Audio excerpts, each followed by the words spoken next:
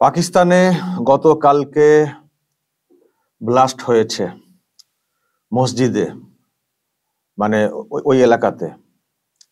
গতকাল ছিল জুম্মার নামাজ, রমজানের আগে এটাই ছিল শেষ জুম্মা। তো সেই নামাজের সময়ে ব্লাস্ট ঘটানো হয়েছে এবং যার ছবি দেখছেন ইনার নাম হচ্ছে হামিদুল হক হাক্কানিয়া। ইনি সহ অনেকে মারা গেছেন এবং অনেকে হাসপাতালে ভর্তি। যখন ঘটনার খবর এসেছিল তখনই বলা হচ্ছিল 5 থেকে 6 জন মারা গেছেন এবং 30 জনের মতো হাসপাতালে ভর্তি, কিন্তু পরের দিকে আরো খবর আসছে যে আরো অনেকে মারা গেছেন। একেবারে যাচ্ছে তাই অবস্থা। একটা বড় মাদ্রাসা, অনেক পুরনো মাদ্রাসা, 1947 সাল থেকে নাকি এই মাদ্রাসা চলছিল।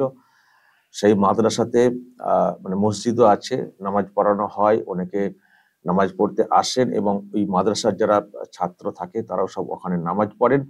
তো সেখানে ব্লাস্ট করানো হয়েছে এবং যেটা বলা হচ্ছে এই হামিদুল হক হাক্কানিয়া, যাকে নাকি মানে মূল টার্গেট করা হয়েছিল মেরে ফেলার জন্য, যিনি কিনা ওই যে মাদ্রাসা ইউনিভার্সিটি যাই বলি না কেন, তো তার উনি ভিসি ছিলেন। ওনার বাবা বা ওনারা সব মানে তৈরি করেছিলেন এই মাদ্রাসা। তো উনি মানে ভিসি ছিলেন, ওনাকে নাকি টার্গেট করা হয়েছিল, ওনাকে কতল করার জন্য, মেরে ফেলার জন্যই এইরকম একটা আত্মঘাতী ব্লাস্ট ঘটানো হয়েছে। এর জেরে এই কাণ্ড। প্রিয় দর্শক, আমি শফিকুল ইসলাম এবং আপনারা দেখছেন আরামবাগ টিভি। দর্শক দেখছেন কোন এলাকার ঘটনা? আফগানিস্তানের একেবারে ওই দিকে, মানে আফগানিস্তান সীমান্তের দিকে, খাইবার পাখতুন ওই সীমান্তের দিকে। তো এটা নিয়ে এখন অনেক চর্চা হচ্ছে যে কেন এরকম হয়ে গেল, কারা এই ঘটনা ঘটিয়েছে। দর্শক, আমি একটু খোঁজ খবর নেওয়ার চেষ্টা করছিলাম যে এই যে মাদ্রাসা, মানে এদের সঙ্গে কাদের কানেকশন।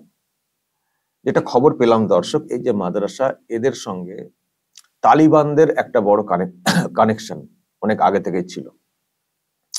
এবং যেটা খবর যে গত বছরে এই হামিদুল হক একটা টিমকে নিয়ে নাকি উনি আফগানিস্তানে গিয়েছিলেন এবং সেখান থেকে ফিরে এসে যেটা বলার চেষ্টা করেছিলেন যে তারা চেষ্টা করছেন আফগানিস্তান অর্থাৎ তালিবান সরকার এবং পাকিস্তান সরকার, এই দুই সরকারের মধ্যে একটা সমঝোতা করানোর জন্য, যে ভুল বোঝাবুঝি রয়েছে, যে সমস্যা রয়েছে, সেই যে বিতর্ক রয়েছে সেগুলোকে মেটানোর জন্য এই দাবি করা হয়েছিল।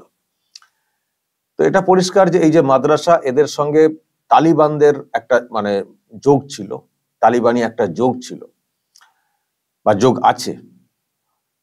এবং আপনারা জানেন যে একটা নতুন জঙ্গি গোষ্ঠী, যেটা পাকিস্তান বলছে টিটিপি, তালিবানি একটা জঙ্গি গোষ্ঠী, যেটা বলার চেষ্টা হচ্ছে যারা নাকি পাকিস্তানকে আক্রমণ করার চেষ্টা করছে। তো এখন তাদের সঙ্গেও যোগাযোগ থাকতে পারে। সুতরাং এই যে ঘটনা ঘটেছে, এটা অ্যাকচুয়ালি মানে কারা ঘটিয়েছে, মানে মানে তালিবানপন্থী জঙ্গিরা ঘটিয়েছে নাকি অ্যাকচুয়ালি পাকিস্তানের সরকারই মানে মানে ঘটিয়ে দিয়েছে কোনোভাবে। মানে এখন তারাও নিন্দা করছে। শেহবাজ শরীফ ওখানকার যিনি রয়েছেন তিনিও নিন্দা করছেন যে ঘটনা ঘটেছে এটা কাম্য না, অমুক নামক।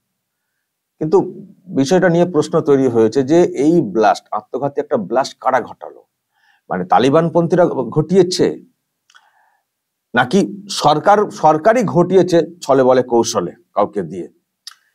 এখন তালিবান, দুটোর কি লজিক আছে? দুটোর লজিক একটা হচ্ছে যে তালিবানিরা কেন ঘটিয়েছে, কেন বলা হচ্ছে যে তালিবান বা তেহরিকি, ওই যে টিটিপি যে পন্থী, যেটা তারা তো চাইছে যে মানে পাকিস্তানের মধ্যে একটা আলাদা জায়গা বিভাজন। কারণ এমনি জানেন যে এই যে একটা লাইন আছে, ডুরাল লাইন বলে, যেটা পাকিস্তান এবং আফগানিস্তানের যে মাঝখান দিয়ে ডুরাল লাইন, এটা নিয়ে একটা বিতর্ক রয়েছে। ডুরাল লাইন যেটা রয়েছে সেটা কিন্তু আফগানিস্তানের লোকেরা অনেক আগে থেকে এটা মানে সরকার পক্ষ কখনো মানতো না। তারা বলতে চাইছে যে আমাদের উপর দিয়ে লাইন চালিয়ে দেওয়া হয়েছে এবং কিছু মানে কমিউনিটি আছে তার মাঝখান দিয়ে লাইন চলে গেছে, ওইদিকেও পড়ে গেছে, এদিকেও পড়ে গেছে। হ্যাঁ, মানে এমন কমিউনিটি আছে। তো এইসবের বিতর্ক রয়েছে যে এটা মন গড়া লাইন ইত্যাদি বলা হয় আফগানিস্তানের তরফ থেকে, ফলে এই নিয়ে একটা সমস্যা ছিল। তো এমনিতেই পাকিস্তানের মধ্যেই একটা অংশ কিন্তু আলাদা হওয়ার চেষ্টা করছে, এবং সেই আলাদা হওয়ার পেছনে বা করার পেছনে কিছু সংগঠন, কিছু জঙ্গি গোষ্ঠীর আছে, এবং তালিবানের একটা অংশ সেটা হয়তো চাইছে। তো তাহলে কি তারা এরকম কিছু করলো, যেহেতু ওই মধ্যস্থতা ঘটানোর চেষ্টা করছিলেন হামিদুল হক, যে আমরা আলাদা করে আলাদা হয়ে বাঁচতে চাইছি, তুমি মধ্যস্থতা করতে এসছো, এসব চলবে না।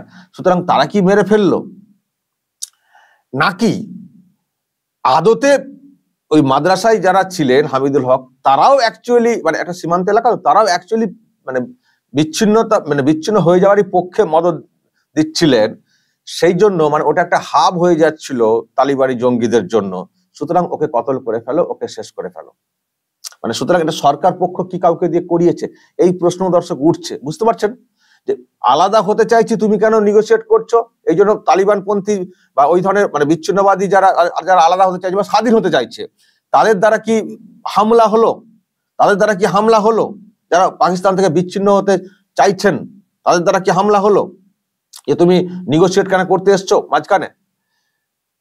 নাকি অ্যাকচুয়ালি পাকিস্তান ভয় পাচ্ছে যে নিগোসিয়েট না, অ্যাকচুয়ালি ওরা আরো এটাকে বিছিয়ে দেওয়ার চেষ্টা করছে, ওরা অ্যাকচুয়ালি তালিবানদের কি মদদ দিচ্ছে, ওদের হাব হয়ে যাচ্ছে, ওদের সেন্টার হয়ে যাচ্ছে, সুতরাং ওকে কতল করে ফেলো। মানে দুটো প্রশ্নই দর্শক এখান থেকে কিন্তু উঠছে।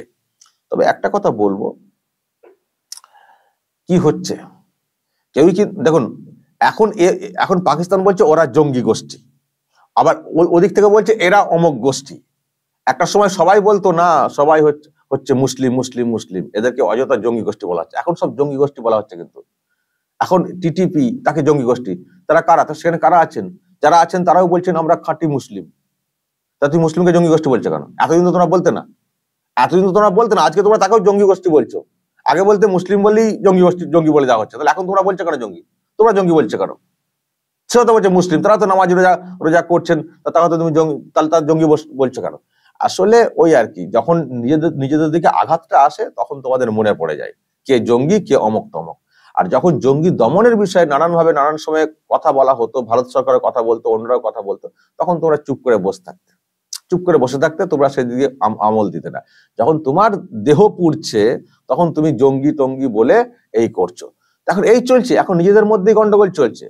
এই যে মাদ্রাসা, যেটাকে তো অনেকে মানে বলে থাকেন এটা হচ্ছে অ্যাকচুয়ালি জেহাদি মাদ্রাসা বা ইউনিভার্সিটি অফ জিহাদি, এটাও কিন্তু বলা হয়ে থাকে। এবং এই মাদ্রাসা থেকে পড়ে মানে জঙ্গি গোষ্ঠী তৈরিও হয়েছে বলে মানে খবরে উঠে এসছে। আমি বড় মিডিয়া গ্রুপ দেখছিলাম, বিবিসি একটা রিপোর্ট করেছে, একটা নাম আমি দেখছিলাম দর্শক, আমি না জালালউদ্দিন হাক্কানি, মানে এই ব্যক্তি ফাউন্ডার হচ্ছে হাক্কানিয়া নেটওয়ার্ক এরকম, এবং এ হচ্ছে সিরাজউদ্দিন হাক্কানির ছেলে এইসব। এবং এই মাদ্রাসার যারা সঙ্গে যুক্ত, এবং যেটা বলা হচ্ছে যে মোল্লা ওমরের সঙ্গেও সব মানে যোগ ছিল, মানে খুবই এইরকম সব ঘনিষ্ঠ ব্যাপার।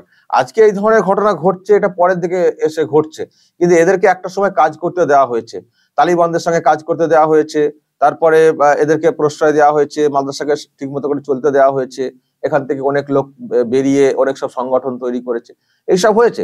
আজকে এরকম ঘটনা ঘটছে। এখন আবারও বলছি দর্শক, কে অ্যাকচুয়ালি ঘটাচ্ছে? নিজেদের মধ্যে ঘটাচ্ছে কিনা, নিজেদের গ্রুপের মধ্যে গন্ডগোলের জন্য ঘটাচ্ছে কিনা, বা ওই যে বলছিলাম বিচ্ছিন্ন তো মানে আমরা আলাদা স্বাধীন হতে চাইছি, তোমরা কেন আবার ওদের পক্ষে সওয়াল করছো, কেন নিগোসিয়েট করছো, সুতরাং তোমাকে আর মানছি না, যা আগে মেনেছি উড়িয়ে দেবো, সেই জন্য পরের দিকে উড়িয়ে দেওয়া হচ্ছে কিনা। বা আমি আবারও বলছি, পাকিস্তানও হয়তো এটা মানে পাকিস্তান সরকার এটাও হয়তো তারা নিজেরাও কিন্তু এটা করতে পারে, করে এখন তারাও এখন সত্যি সাজার চেষ্টা করছে যে আমরা জানি না, এই ধরনের জিনিস করা বরদাস্ত করি না, এই ধরনের ব্লাস্ট করা বরদাস্ত করি না, এরকম বলার চেষ্টা করছে। তাহলে কি হচ্ছে বোঝা খুব মুশকিল। তবে যেটা হচ্ছে, কি হচ্ছে, ভালোই হচ্ছে বলবেন না খারাপ হচ্ছে বলবেন, যেটা হচ্ছে আমার মনে হয় এই ধরনের বিষয়গুলো ধ্বংস হওয়ার ক্ষেত্রে যেটা হচ্ছে ভালো হচ্ছে, এটা বলা যায়। আর এটাই কিন্তু হওয়ার ছিল। ইসলামের নামে যা খুশি তুমি করবে, মাদ্রাসার নামে মসজিদের নামে তুমি যা খুশি করবে, অশান্তি পাকাবে, খুনোখুনির করবে, এটা বরদাস্ত করা যায় না। অন্যদেরকে আক্রমণ করবে, মানুষকে মেরে ফেলবে, জঙ্গি হামলা ঘটাবে, এগুলোকে বরদাস্ত করা যায় না। ফলে যতটা যেভাবে হোক এই সব বিষয় শেষ হলে ততটাই মঙ্গলের। তবে দর্শক, শেষে একটা কথা বলবো, এবার বুঝতে পারছেন ভারত কেন ওখানে খেলতে যায়নি। ওখানে চ্যাম্পিয়ন্স ট্রফি হচ্ছে পাকিস্তানে, একটা ওই রকম মাপের একটা টুর্নামেন্ট হচ্ছে, সেখানে টুর্নামেন্ট চলাকালীন ব্লাস্ট হচ্ছে, টুর্নামেন্ট চলাকালীন ব্লাস্ট হচ্ছে, তার মানে এই তো হচ্ছে পাকিস্তান। আমি গতকালকে একটা ভিডিও করেছি, চূড়ান্ত অব্যবস্থা, একটা এত বড় টুর্নামেন্ট, সেখানে একটা মাঠে মানে অর্ধেক খেলা তো বৃষ্টিতেই ভেসে গেল। কটা ম্যাচ ওখানে হচ্ছে, তাদের বৃষ্টিতেই তো অর্ধেক ম্যাচ ভেসে গেল। বৃষ্টিকে নিয়ন্ত্রণ করার জন্য তো মানে সেই বৃষ্টিকে তো নিয়ন্ত্রণ করা যাবে না, আমি বলছি বৃষ্টিটাকে, ওই জলটাকে নিয়ন্ত্রণ করার জন্য তার যে পর্যাপ্ত ব্যবস্থা সেই সব নেই, বালতি নিয়ে তারা বসেছিল। সুতরাং চূড়ান্ত অব্যবস্থা এই পিসিবির। আর যেটা নিয়ে ভারত প্রথম থেকে বলে আসছে নিরাপত্তার বিষয়, এই তো দেখছেন টুর্নামেন্ট, এত বড় একটা টুর্নামেন্ট চলছে, প্রেস্টিজিয়াস টুর্নামেন্ট, সেখানে দেশের মধ্যে ব্লাস্ট হচ্ছে, দেশের মধ্যে বিস্ফোরণ ঘটছে, দেশের মধ্যে জঙ্গি হামলা হচ্ছে। ওই রকম নামাজে ভাবুন, নামাজ পড়া আছে তার মধ্যেই, যারা মরছে মুসলমান, যারা মারছে তারাও মুসলমান। অদ্ভুত ব্যাপার দর্শক। এই হচ্ছে পাকিস্তানের অবস্থা। দর্শক বলবেন যদি আপনাদের কাছে এই নিয়ে আরো কোনো তথ্য থাকে, এইসব বিষয়ে কারণ অমুক তমুক, যা বলার বলবেন কমেন্ট বক্সে, নজর রাখবেন আরামবাগ টিভিতে।